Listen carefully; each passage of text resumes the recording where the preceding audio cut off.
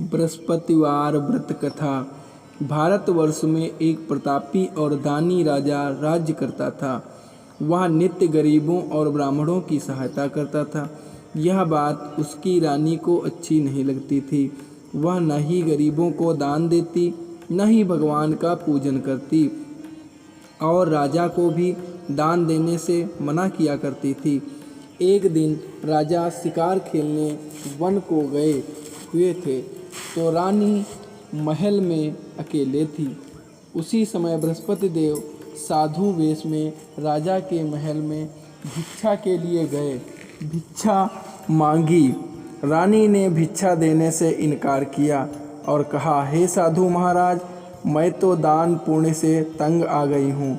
मेरा पति सारा धन लुटाते रहते हैं। मेरी इच्छा है कि हमारा धन नष्ट हो जाए, फिर ना रहेगा बाँस, ना बजेगी बाँसुरी। साधु ने कहा, देवी तुम तो बड़ी विचित्र हो। धन संतान तो सभी चाहते हैं, पुत्र और लक्ष्मी तो पापी के घर भी होने चाहिए। यदि तुम्हारे पास अधिक धन है तो भूखों को भोजन करा दो, प्यासे को पानी पिलाओ, मुसाफिरों के लिए धर्मशाले खुलवाओ। जो निर्धन अपनी कुंवारी कन्याओं का विवाह नहीं कर सकते, उनका विवाह करा दो। ऐसे और कई काम हैं जिनके करने से तुम्हारा यश लोक परलोक में फैलेगा। परंतु रानी पर उपदेश का कोई प्रभाव न पड़ा। वह बोली, महाराज आप मुझे कुछ न समझाएं। मैं ऐसा धन नहीं चाहती जो हर जगह बांटती फिरूं। साधु ने उत्तर दिया, यह तुम्हारी ऐसी इच्छा है कि तथास्तु। तुम ऐसा करना है कि बृहस्पतिवार को घर लीपकर पीली मिट्टी से अपना सिर धोकर स्नान करना, भट्ठी चढ़ाकर कपड़े धोना। ऐसा करने से आपका सारा धन नष्ट हो जाएगा। इतना कहकर वह साधु महाराज वहाँ से आलोप हो गए। साधु के अनुसार कई बातों को पूरा करते हुए रानी को केवल 3 बृहस्पतिवार ही बीते थे कि उसका समस्त धन संपत्ति नष्ट हो गई। भोजन के लिए राजा का परिवार तरसने लगा। तब एक दिन राजा ने रानी से बोला कि हे रानी, तुम यहीं रहो, मैं दूसरे देश को जाता हूँ, क्योंकि यहाँ पर सभी लोग मुझे जानते हैं, इसलिए मैं कोई छोटा कार्य नहीं कर सकता। ऐसा कहकर राजा परदेश चला गया। वहाँ वह जंगल से लकड़ी काटकर लाता और शहर में बेचता। इस तरह वह अपना जीवन व्यतीत करने लगा। इधर राजा के परदेश जाते ही रानी और दासी दुखी रहने लगीं। एक बार जब रानी और दासी को 7 दिन तक भोजन के रहना पड़ा, तो रानी ने अपनी दासी से कहा, हे दासी, पास ही के नगर में मेरी बहन रहती है, वह बड़ी धनवान है, तू उसके पास जा और कुछ ले आ ताकि थोड़ी बहुत गुजर बसर हो जाए। दासी रानी की बहन के पास गई। उस दिन गुरुवार था और रानी की बहन उस समय बृहस्पतिवार व्रत की कथा सुन रही थी। दासी ने रानी की बहन को अपनी रानी का संदेश दिया, लेकिन रानी की बड़ी बहन ने कोई उत्तर नहीं दिया। जब दासी को रानी की बहन से कोई उत्तर नहीं मिला, तो वह बहुत दुखी हुई और उसे क्रोध भी आया। दासी ने वापस आकर रानी को सारी बात बता दी। सुनकर रानी ने अपने भाग्य को कोसा। उधर रानी की बहन ने सोचा कि मेरी बहन की दासी आई थी, परंतु मैं उससे नहीं बोली, इससे वह दुखी हुई होगी। कथा सुनकर और पूजन समाप्त करके वह अपनी बहन के घर आई और कहने लगी, बहन, मैं बृहस्पतिवार का व्रत कर रही थी, तुम्हारी दासी मेरे घर आई थी, परंतु जब तक कथा होती है तब तक न तो उठते हैं और न ही बोलते हैं, इसलिए मैं नहीं बोली। कहो दासी क्यों गई थी? रानी बोली, बहन तुमसे क्या छिपाऊं, हमारे घर में खाने तक को अनाज नहीं था। ऐसा कहते कहते रानी की आंखें भर आईं। उसने दासी समेत पिछले 7 दिनों से भूखे रहने तक की बात अपनी बहन को विस्तार पूर्वक सुना दी। रानी की बहन बोली, देखो बहन, भगवान बृहस्पति देव सबकी मनोकामना पूर्ण करते हैं। देखो शायद तुम्हारे घर में अनाज रखा हो। पहले तो पहले तो रानी को विश्वास नहीं हुआ, पर बहन के आग्रह करने पर उसने अपनी दासी को अंदर भेजा तो उसे सचमुच अनाज से भरा एक घड़ा मिल गया। यह देखकर दासी को बड़ी हैरानी हुई। दासी रानी से कहने लगी, हे रानी, जब हमको भोजन नहीं मिलता तो हम व्रत ही तो करते हैं, इसलिए क्यों न इनसे व्रत और कथा की विधि पूछ ली जाए ताकि हम भी व्रत कर सकें। तब रानी ने अपनी बहन से बृहस्पतिवार व्रत के बारे में पूछा। उसकी बहन ने बताया, बृहस्पतिवार के व्रत में चने की दाल और मुनक्का से विष्णु भगवान के केले की जड़ में पूजन करें तथा दीपक जलाएं। व्रत कथा सुनने और पीला भोजन ही करें, इससे बृहस्पति देव प्रसन्न होते हैं। व्रत और पूजन विधि बताकर रानी की बहन अपने घर को लौट गई। 7 दिन के बाद जब गुरुवार आया तो रानी और दासी ने व्रत रखा। गुड़साल में जाकर चना और गुड़ लेकर आई, फिर उससे केले की जड़ तथा विष्णु भगवान का पूजन किया। अब पीला भोजन कहाँ से आए? इस बात को लेकर दोनों बहुत दुखी थे। क्योंकि उन्होंने व्रत रखा था, इसलिए बृहस्पति देव उनसे प्रसन्न थे। इसलिए वे एक साधारण व्यक्ति का रूप धारण कर 2 थालों में सुंदर पीला भोजन दासी को दे गए। भोजन पाकर दासी प्रसन्न हुई और फिर रानी के साथ मिलकर भोजन ग्रहण किया। उसके बाद वे सभी गुरुवार को व्रत और पूजन करने लगी। बृहस्पति भगवान की कृपा से उनके पास फिर से धन संपत्ति आ गई, परंतु रानी फिर से पहले की तरह आलस्य करने लगी। तब दासी बोली, देखो रानी, तुम पहले भी इस प्रकार आलस्य करती थी, तुम्हें धन रखने में कष्ट होता था, इस कारण सभी धन नष्ट हो गया, और अब जब भगवान बृहस्पति की कृपा से धन मिला है, तुम्हें फिर से आलस्य होता है। रानी को समझाते हुए दासी कहती है कि बड़ी मुसीबतों के बाद हमने यह धन पाया है, इसलिए हमें दान पुण्य करना चाहिए, भूखे मनुष्यों को भोजन कराना चाहिए और धन को शुभ कार्यों में खर्च करना चाहिए, जिससे तुम्हारे कुल का यश बढ़ेगा, स्वर्ग की प्राप्ति होगी और पितृ प्रसन्न होंगे। दासी की बात मानकर रानी अपना धन शुभ कार्यों में खर्च करने लगी, जिससे पूरे नगर में उसका यश फैलने लगा। बृहस्पतिवार व्रत कथा के बाद श्रद्धा के साथ आरती की जानी चाहिए। इसके बाद प्रसाद बांटकर उसे ग्रहण करना चाहिए। एक दिन राजा दुखी होकर जंगल में एक पेड़ के नीचे आसन जमाकर बैठ गया। वह अपनी दशा को याद करके व्याकुल होने लगा। बृहस्पतिवार का दिन था। एकाएक उसने देखा कि निर्जन वन में एक साधु प्रकट हुए।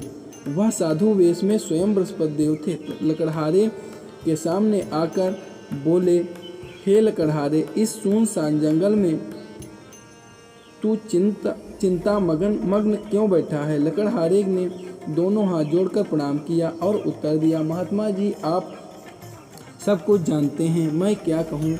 यह कहकर रोने लगा और साधु को अपनी आत्मकथा सुनाई।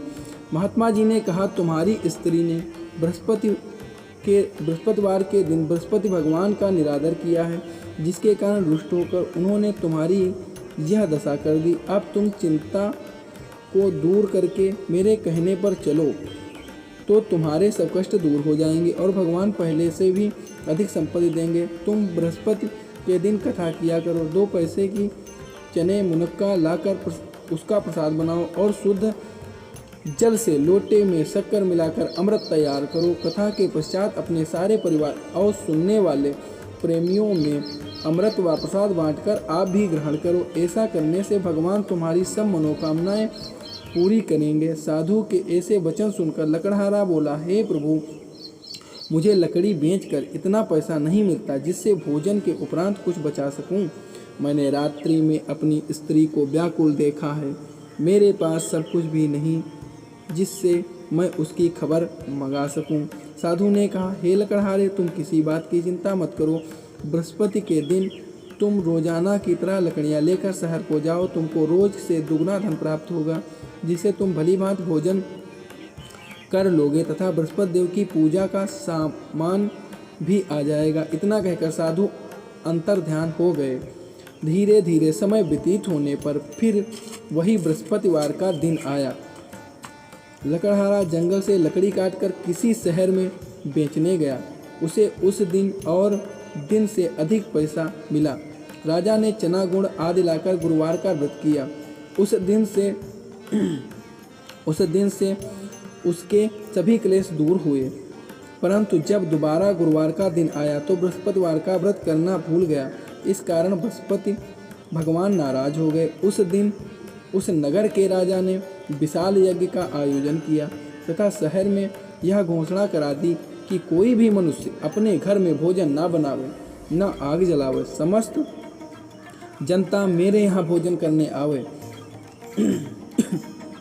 इस आज्ञा को जो न मानेगा उसे फांसी की सजा दी जाएगी। इस तरह की घोषणा संपूर्ण नगर में करवा दी गई। राजा की आज्ञा अनुसार शहर के सभी लोग भोजन करने गए, लेकिन लकड़हारा कुछ देर से पहुंचा, इसलिए राजा उसको अपने साथ घर लिवा ले गए और ले जाकर भोजन करा रहे थे तो रानी की दृष्टि उस खूंटी पर पड़ी जिस पर उसका हार लटका हुआ था। वह वहाँ पर दिखाई नहीं दिया। रानी ने निश्चय किया कि मेरा हार इस मनुष्य ने चुरा लिया। उसी समय सिपाहियों को बुलाकर उसको कारागार में डलवा दिया। जब लकड़हारा कारागार में पड़ गया और बहुत दुखी होकर विचार करने लगा कि जाने कौन से पूर्व जन्म के कर्म से मुझे यह दुख प्राप्त हुआ है, और उसी साधु को याद करने लगा जो कि जंगल में मिला था। उसी समय तत्काल बृहस्पति देव साधु के रूप में प्रकट हुए और उसकी दशा देखकर कहने लगे, अरे मूर्ख, तूने बृहस्पति देव की कथा नहीं करी, इसी कारण तुझे दुख प्राप्त हुआ है। अब चिंता मत कर। बृहस्पतिवार के दिन कारागार के दरवाजे पर 4 पैसे पड़े मिलेंगे, उनसे तू बृहस्पति देव की पूजा करना, तेरे सभी कष्ट दूर हो जाएंगे। बृहस्पतिवार के दिन उसे 4 पैसे मिले। लकड़हारे ने कथा कही।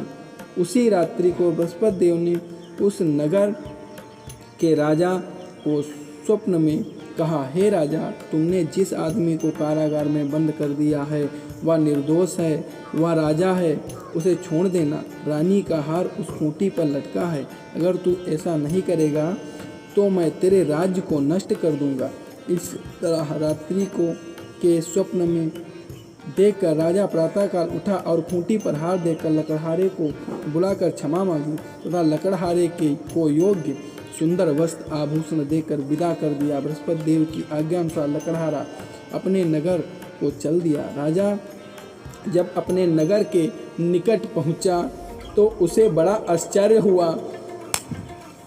नगर में पहले से अधिक बाग, तालाब, कुएं तथा बहुत सी धर्मशालाएं, मंदिर आदि बन गए।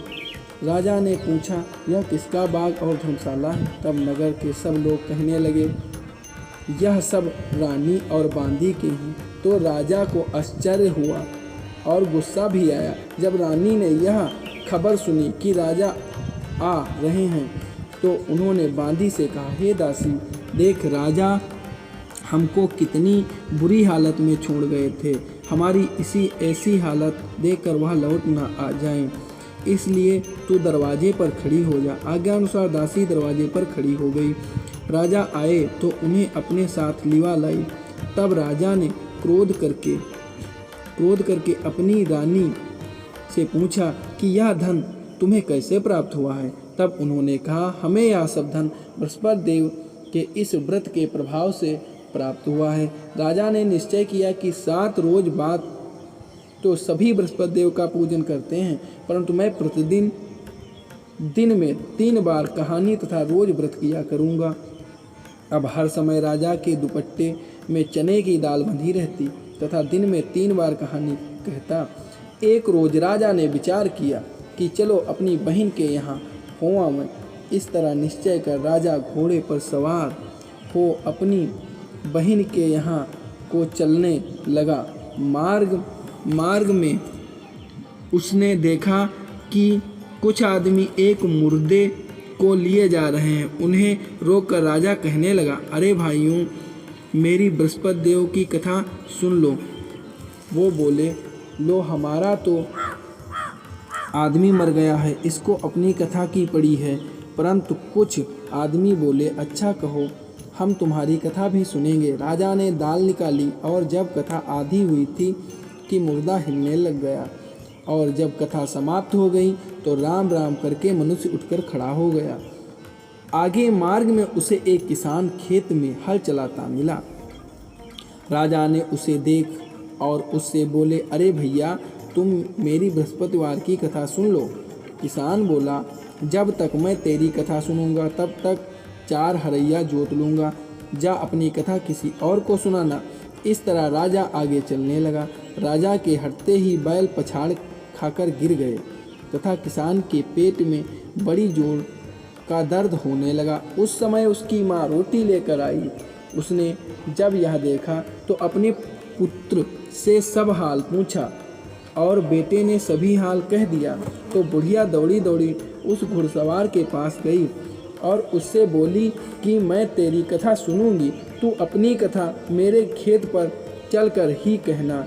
राजा ने बुढ़िया के खेत पर जाकर कथा कही, जिसके सुनते ही वह बैल उठ खड़े हुए तथा किसान के पेट का दर्द भी बंद हो गया। राजा अपनी बहन के घर पहुंचा। बहन ने भाई की खूब मेहमानी की। दूसरे रोज प्रातःकाल राजा जगा तो वह देखने लगा कि सब लोग भोजन कर रहे हैं। राजा ने अपनी बहन से कहा, ऐसा कोई मनुष्य है जिसने भोजन नहीं किया हो? मेरी बृहस्पतिवार की कथा सुन ले। बहन बोली, हे भैया, यह देश ऐसा है कि पहले यहाँ लोग भोजन करते हैं, बाद में अन्य काम करते हैं। अगर कोई पड़ोस में हो तो देखाऊं। वह ऐसा कहकर देखने चली गई, परंतु उसे कोई ऐसा व्यक्ति नहीं मिला जिसने भोजन न किया हो। अतः वह एक कुम्हार के घर गई जिसका लड़का बीमार था। उसे मालूम हुआ कि उनके यहाँ 3 रोज से किसी ने भोजन नहीं किया है। रानी ने अपने भाई की कथा सुनने के लिए कुम्हार से कहा। वह तैयार हो गया। राजा ने जाकर बृहस्पतिवार की कथा कही, जिसको सुनकर उसका लड़का ठीक हो गया। अब तो राजा की प्रशंसा होने लगी। एक रोज राजा ने अपनी बहन से कहा कि हे बहन, हम अपने घर को जाएंगे, तुम भी तैयार हो जाओ। राजा की बहन ने अपनी सास ने कहा, हाँ चली जा, परंतु अपने लड़कों को मत ले जाना, क्योंकि तेरे भाई के कोई औलाद नहीं है। बहन ने अपनी भाइयों से कहा, हे भैया, मैं तो चलूँगी पर कोई बालक नहीं जाएगा। राजा बोला, जब कोई बालक नहीं चलेगा तब तुम ही क्या करोगी? बड़े दुखी मन से राजा अपने नगर लौट आया। राजा ने अपनी रानी से कहा, हम निर्वंशी हैं, हमारा मुख देखने का धर्म नहीं है और कुछ भोजन आदि नहीं किया। रानी बोली, हे प्रभु, बृहस्पति देव ने हमें सब कुछ दिया है, वह हमें औलाद अवश्य देंगे। उसी रात को बृहस्पति देव ने राजा से स्वप्न में कहा, हे राजा, उठ, सभी सोच त्याग दे, तेरी रानी गर्भ से है। राजा की यह बात सुनकर बड़ी खुशी हुई। 9वें महीने में उसके गर्भ से एक सुंदर पुत्र पैदा हुआ। तब राजा बोला, हे रानी, स्त्री बिना भोजन के रह सकती है पर बिना कहे नहीं रह सकती है। जब मेरी बहन आवे तुम उससे कुछ कहना मत। रानी ने सुनकर हाँ कर दिया। जब राजा की बहन ने यह शुभ समाचार सुना तो वह बहुत खुश हुई तथा बधाई लेकर अपने भाई के यहाँ आई। तभी रानी ने कहा, घोड़ा चढ़कर तो नहीं आई, गधा चढ़ी आई। राजा की बहन बोली, भाभी, मैं इस प्रकार न कहती तो तुम्हें औलाद कैसे मिलती? बृहस्पति देव ऐसे ही हैं, जैसी जिसके मन में कामनाएं हैं सभी को पूर्ण करते हैं। जो सद्भावनापूर्वक बृहस्पतिवार का व्रत करता है एवं कथा पढ़ता है अथवा सुनता है, दूसरे को सुनाता है, बृहस्पति देव उसकी मनोकामना पूर्ण करते हैं। भगवान बृहस्पति देव उसकी सदैव रक्षा करते हैं। संसार में जो मनुष्य सद्भावना से भगवान का पूजन व्रत सच्चे हृदय से करता है तो उसकी सभी मनोकामनाएं पूर्ण करते हैं। जैसी सच्ची भावना से रानी और राजा ने उनकी कथा का गुणगान किया तो उनकी सभी इच्छाएं बृहस्पति देव जी ने पूर्ण की थी। इसलिए पूर्ण कथा सुनने के बाद प्रसाद लेकर जाना चाहिए। हृदय से उनका मनन करते हुए जयकारा बोलना चाहिए। बोलो बृहस्पति देव की जय, भगवान विष्णु की जय, लक्ष्मी माता की जय। प्राचीन काल में एक ब्राह्मण रहता था। वह बहुत निर्धन था, उसके कोई संतान नहीं थी। उसकी स्त्री बहुत मलिनता के साथ रहती थी। वह स्नान न करती, किसी देवता का पूजन न करती। इससे ब्राह्मण देवता बड़े दुखी थे। बेचारे बहुत कुछ कहते थे, किंतु उसका कुछ परिणाम न निकला। भगवान की कृपा से ब्राह्मण की स्त्री के कन्या रूपी रत्न पैदा हुआ। कन्या बड़ी होने पर प्रातः स्नान करके विष्णु भगवान का जाप व बृहस्पतिवार का व्रत करने लगी। अपने पूजन पाठ को समाप्त करके विद्यालय जाती तो अपनी मुट्ठी में जौ भर के ले जाती और पाठशाला के मार्ग में डालती जाती। तब ये जौ स्वर्ण के जो हो जाते। लौटते समय उनको बीन कर घर ले आती थी। एक दिन वह बालिका सूप में उस सोने के जौ को फटक कर साफ कर रही थी कि उसके पिता ने देख लिया और कहा, हे बेटी, सोने के जौ के लिए सोने का सूप होना चाहिए। दूसरे दिन बृहस्पतिवार था। इस कन्या ने व्रत रखा। बृहस्पति देव से प्रार्थना करके कहा, मैंने आपकी पूजा सच्चे मन से की है हो तो मेरे लिए सोने का सूप दो। बृहस्पति देव ने उसकी प्रार्थना स्वीकार कर ली। रोजाना की तरह वह कन्या जौ फैलाती हुई जाने लगी। जब लौटकर जौ बीन रही थी तो बृहस्पति देव की कृपा से सोने का सूप मिला। उसे वह घर ले आई और उसमें जौ साफ करने लगी, परंतु उसकी माँ का वही ढंग रहा। एक दिन की बात है कि वह कन्या सोने के सूप में जौ साफ कर रही थी। उस समय उस शहर का राजपुत्र वहाँ से होकर निकला। इस कन्या के रूप और कार्य को देखकर मोहित हो गया तथा अपने घर आकर भोजन तथा जल त्याग कर उदास होकर लेट गया। राजा को इस बात का पता लगा तो अपने प्रधानमंत्री के साथ उसके पास गए और बोले, हे बेटा, तुम्हें किस बात का कष्ट है? किसी ने अपमान किया है अथवा और कारण हो सो कहो, मैं वही कार्य करूँगा जिससे तुम्हें प्रसन्नता हो। अपने पिता की राजकुमार ने बातें सुनी तो वह बोला, मुझे आपकी कृपा से किसी बात का दुख नहीं है। किसी ने मेरा अपमान नहीं किया, परंतु मैं उस लड़की से विवाह करना चाहता हूँ जो सोने के सूप में जौ साफ कर रही थी। यह सुनकर राजा आश्चर्य में पड़ गया और बोला, हे बेटा, इस तरह की कन्या का पता तुम ही लगाओ, मैं उसके साथ तेरा विवाह अवश्य ही करा दूंगा। राजकुमार ने उस लड़की के घर का पता बतलाया। तब मंत्री उस लड़की के घर गए और ब्राह्मण देवता को सभी हाल बतलाया। ब्राह्मण देवता राजकुमार के साथ अपनी कन्या का विवाह करने के लिए तैयार हो गए तथा विधि विधान के अनुसार ब्राह्मण की कन्या का विवाह राजकुमार के साथ हो गया।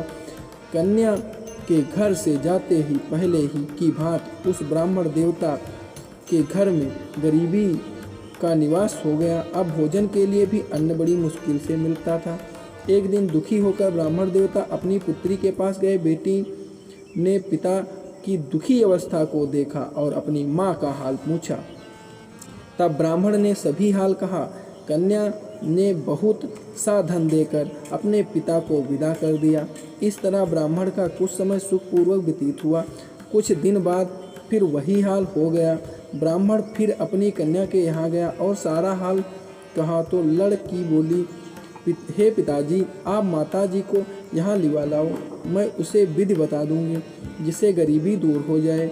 वह ब्राह्मण देवता अपनी स्त्री को साथ लेकर पहुँचे तो अपनी माँ को समझाने लगी, हे माँ, तुम प्रातःकाल प्रथम स्नान आदि करके विष्णु भगवान का पूजन करो तो सब दरिद्रता दूर हो जाएगी। परंतु उसकी मांग ने एक भी बात नहीं मानी।